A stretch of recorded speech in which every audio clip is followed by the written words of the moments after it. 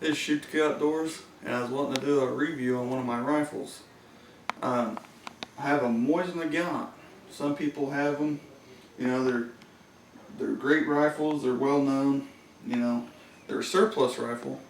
They're really cheap, durable, and dependable. And there's really not much to make these things, you know, work correctly and, you know, chamber around just like any other bolt rifle. These rifles have been around for probably 100 years. This model is a 1932. It has the hexagonal receiver. This rifle is all these parts on this rifle are aftermarket, except the barrel and the receiver and the bolt. But the bolt handle is aftermarket also. I just wanted to buy the Mosin Nagant because I seen it in an ad from Gander Mountain for $100. Well, come to find out, I didn't buy it from Gander Mountain because I found it at a pawn shop in the nearest town that had this rifle really super cheap. You know, had a beat up stock on it, but that's what I wanted. You know, I wanted a rifle that I could redo, and I wanted to sporterize it a little bit, put a scope on it, and put a newer, good looking stock on it, because the stock was beat up, scratched, you know how wood gets when it's beat up and scratched, it don't look good. So what I done to it, I put an ATI Scope Mount system on it, which is just a weaver rail that has a slit cut out in it. That way a bolt, because the original bolt, if you can see this, that's aftermarket, because the original bolt handle was a 90-degree. It come out straight like that.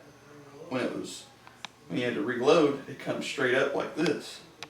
So you couldn't put a scope on it when it was originally, the original bolt handle on there. So I had to cut it off and drill a tap this on there, because it's a 90-degree now, so that way you could fit a scope on it. And that's easy putting on. You just pull the trigger back and it locks itself in. The scope itself is a center point 4 to 16 zoom by 40. It has a parallax from 5 yards to infinity. It has illuminated reticle on it, red and green. It already came with these scope rings with it when I bought the scope, and the scope was about $75 with tax from Walmart, which is not a bad scope. It's a mil-dot.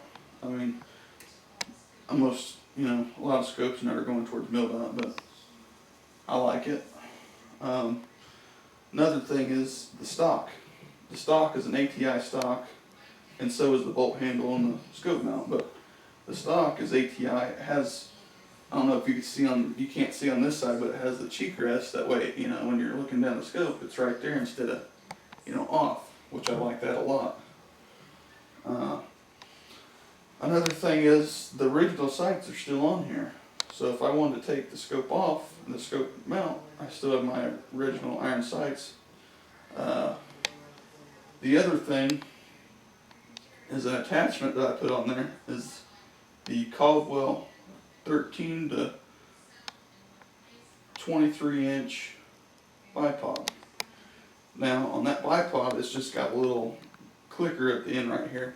If you can see it, it'll shoot out because it's spring loaded, which is very nice, like that. That's pretty easy and simple to get, to the max distance you want to go on your bipod, because I want to hunt with this rifle. I mean, I've shot it before, but when I hunt with it, I want to sit behind a tree or something like this and kind of rest on my back. When I'm sitting down, the bipod will raise the gun up and have it at my shoulder, because the gun itself is really big and bulky. I mean, if I stand this gun up, it's probably about as tall as I am, and it's real heavy. It's probably about 12-15 pounds with the scope and all on it. Now, the other thing I didn't mention was the caliber.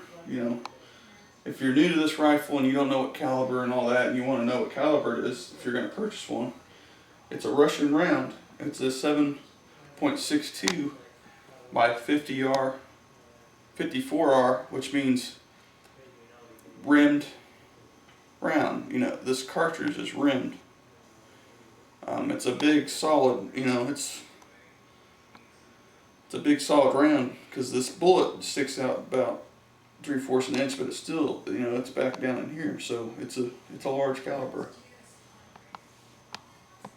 But the bolt, I took it and had it done at a polishing wheel at one of my buddy's house because I don't have one, but it turned out really nice.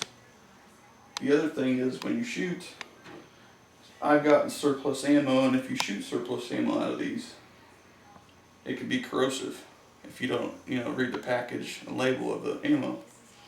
And when you shoot corrosive ammo, when you get done shooting it, when you clean your rifle, you want to spray it down with like a Windex or a window cleaner because of the corrosiveness of the gunpowder and the primer.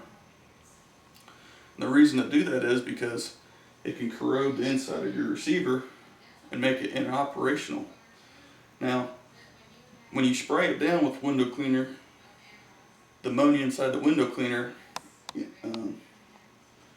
cleans the receiver because of the corrosiveness of the gunpowder buildup. Kind of like a muzzleloader, when you know, pour bore cleaner down there, it cleans it pretty good. Same concept. But other than that, the rifle shoots really great. I don't have it sighted in yet. Wish I did. But that'll be probably another video soon, sometime. And that's it.